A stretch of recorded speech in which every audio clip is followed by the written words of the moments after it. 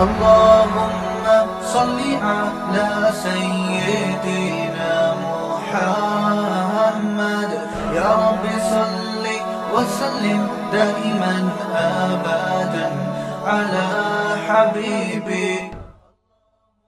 دیکھو نماز کیوں فرض ہے ہمارے اوپر؟ کیا اس لیے کہ نماز بے حیائی سے روکتی ہے اس لیے اللہ نے فرض کی نا؟ کیا ہو گیا؟ اس لیے فرض ہے نا بھئی. اللہ نے خود فرمایا کہ ان الصلاۃ تنہا عن الفحشاء والمنکر، نماز بے حیائی سے ہمیں روکتی ہے. رمضان کے روزے ہم پہ کیوں فرض ہوئے؟ اللہ نے فرمایا تم پر روزے فرض ہیں لعلکم تتقون، تاکہ تمہارے اندر تقوی پیدا ہو جائے، قوت برداشت پیدا ہو جائے، اپنے نفس پہ کنٹرولنگ طاقت کنٹرول کرنے کی پیدا ہو جائے. یہ نہیں کہ جدھر دیکھا کھا رہا ہے بندہ گھس گئے وہاں پہ. صحیح ہے نا؟ جو آدمی منہ پہ کنٹرول نہیں کر سکتا وہ اپنی کسی خواہش پہ کنٹرول نہیں کر سکتا، بالآخر وہ دھماکے کے ساتھ پھٹ پھٹا کے ہلاک ہو جاتا ہے. کنٹرول ہی تو نہیں ہے نا. تو اللہ نے کہا کھانا پینا چھوڑو، تو اس وجہ سے فرض ہے نا. لیکن سوال پیدا ہوتا ہے اگر کوئی آدمی نماز پڑھ رہا ہے اور بے حیائی نہیں چھوٹ رہی. دیکھو ایک پیناڈول کی گولی ہے، یہ ہم کیوں کھاتے ہیں؟ تاکہ بخار اتر جائے. ہم کھا رہے ہیں بخار نہیں اتر رہا، ڈاکٹر کہے گا پیناڈول چھوڑ دے انجیکشن لگوا لے، یہی کہے گا نا. کیا خیال ہے بھائی جان؟ تو اب مجھے ایک بات بتاؤ، ہم رمضان کے روزے رکھ رہے ہوں، کنٹرولنگ پاور پھر بھی پیدا نہیں. افطار ہوتے ہی بے حیائی کے کاموں میں، جیسے عید کا چاند نظر آتے ہی سین مگر آباد، وہیں سے اعتکاف میں سیٹنگ شروع ہو جاتی ہے. تو کنٹرول تو بالکل بھی نہیں ہے. آج کل کوئی روزہ رکھ کے کوئی ایک گناہ چھوڑ دے، کسی کو دیکھا آپ نے؟ اعتکاف کے آخری دنوں میں ہی جو نمبر بلاک کیے ہوئے تھے، بلکہ بلاک ہی نہیں ہو رہے اب تو، بالکل ویسے کہ یعنی 20 سال پہلے جیسے تھے نا، 20 رمضان زندگی میں آئے وہینچ کے وہینچ.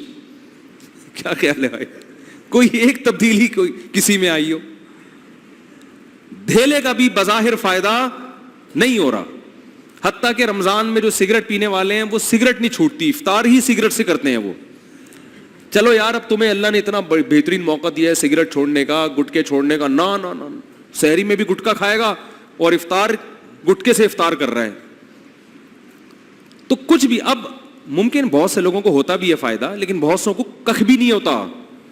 تبھی تو حدیث میں آتا ہے رب صائم لیس لہ من الصیام الا الجوع، بہت سے روزے داروں کو بھوک کے علاوہ کچھ بھی حاصل نہیں ہوتا، تو بھوکے رہتے ہیں اور کچھ بھی نہیں ملتا.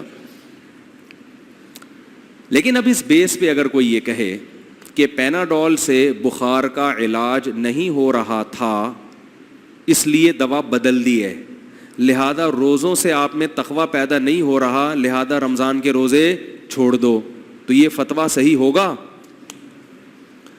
ہو سکتا ہے کچھ پروفیسر ٹائپ کے لوگ مستقبل میں پیدا ہو جائیں جو یہ فتویٰ دیں کہ رمضان کی جو ریزن اللہ نے بیان کی ہے وہ تو تقویٰ ہے، جب نہیں پیدا ہو رہا تو چھوڑو، روزہ نہیں رکھو، پھر کچھ اور کام کرو، کوئی اور عبادت کرو. ایسے فنٹر مستقبل میں پیدا ہونے والے ہیں. قرآن حدیث کے نام پہ سب کچھ ہو جائے گا. نماز پڑھ کے بھی کم وقت سے بے حیائی نہیں چھوٹ رہی، تو قرآن کہہ رہے ہیں نماز اس لیے کہ بے حیائی چھوڑتی ہے، چھڑواتی ہے، لیکن آپ سے نہیں چھوٹ رہی، تو کیا نماز بھی چھوڑ دیں؟ بولو نا بھائی. نا نا نا نا، وہ تو ڈبل گناہ ہو جائے گا. روزہ رکھ کے تقویٰ پیدا ہو یا نہ ہو، رمضان میں روزہ معذرت کے ساتھ آپ کے باپ کو بھی، یعنی معذرت کے ساتھ آپ کے والد محترم کو بھی رکھنا ہے. نماز سے حیا پیدا ہو نہ ہو، تواضع پیدا ہو نہ ہو، نماز بہرحال پڑھنی ہے. کیوں؟ سوال پیدا ہوتا ہے کیوں؟ اس لیے کہ رمضان سے جو تقویٰ پیدا ہوتا ہے تو تقویٰ رمضان کے روزوں کی حکمت ہے، علت نہیں. علت کہتے ہیں اصل ریزن جس کی وجہ سے روزہ فرض ہے. وہ روزہ فرض جو ہے نا وہ اس وجہ سے ہے کہ قرآن کی یہ آیت ہے کتب علیکم الصیام، تم پر روزے فرض کیے گئے. یہ آیت رمضان کے روزوں کو فرض کر رہی ہے، اور بے حیائی کا چھوٹنا اس فرضیت کی حکمتوں میں سے ایک حکمت ہے کہ اس کی بہت ساری حکمتیں ہیں. یہ حاصل ہوں گی، ان میں یہ بھی ہے، تقویٰ بھی پیدا ہوگا، قوت برداشت بھی پیدا ہوگی، صحت بھی اچھی ہوگی. بھوکوں کے ساتھ تمہیں پتہ چلے گا بھوک کتنی بڑی ٹینشن ہے، بھوکوں کو کھانا کھلانے کی ترغیب بھی پیدا ہوگی. اور عبادت کے بہت سارے فائدے ہوتے ہیں.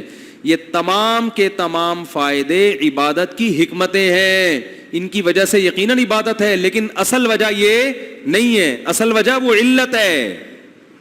وہ علت کیا ہے؟ تم پر رمضان کے روزے فرض ہیں۔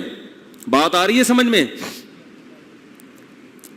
اور نماز کی اصل وجہ کیا ہے؟ اقیم الصلاۃ، اللہ نے حکم دیا اقیم الصلاۃ لدلوک الشمس، سورج جب بھی ڈھلکے گا نماز قائم کرو، تو یہ اصل علت ہے، اس وجہ سے نماز پڑھتے ہیں ہم، چاہے اس کے وہ فائدے حاصل ہو یا نہ ہو، نماز بہرحال آپ کو پڑھنی پڑے گی۔